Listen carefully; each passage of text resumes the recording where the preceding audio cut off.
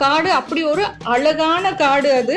அங்கு வீசுகிற தென்றல், அந்த சுகந்தமான மனம், அருவியோட ஓசை, அங்க இருக்கக்கூடிய பறவைகளோட கூக்குரல், இது எல்லாம் சேர்ந்து ஒரு தெய்வீக தன்மையோட இருக்கு. இந்த இடத்துக்கு வந்த அம்பாளுக்கு இந்த இடம் ரொம்ப பிடிச்சு போயிடுச்சு.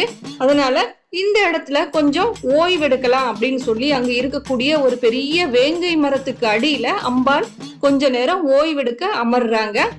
இந்த நேரத்துல ஊர் தலைவர் தன்னோட வேலையெல்லாம் முடிச்சுட்டு அந்த இடத்துக்கு வந்து சேர்றாரு. ஓய்வெடுத்து முடிச்சுட்டு மக்கள் எல்லாரும் இப்ப அந்த இடத்த விட்டு கிளம்பலாம் அப்படின்னு சொல்லி கிளம்புறாங்க. அப்போ கிளம்புற அந்த மக்கள் கிட்ட அம்மன், இந்த இடம் எனக்கு ரொம்ப பிடிச்சிருக்கு, நான் இந்த இடத்துல இருக்கிறேன், உங்களுக்கு தான் வழிகாட்டுறதுக்கு உங்க ஊர் தலைவர் வந்துட்டாரு இல்லையா, அவர் வழிகாட்ட நீங்க எல்லாம் மகிழ்ச்சியோடு போயிட்டு வாங்க அப்படின்னு சொல்லி மக்களுக்கு அருளாசி கொடுத்து விட்டு அந்த இடத்துலயே அம்மன் தங்கிடுறாங்க. காலங்கள் பல கடந்து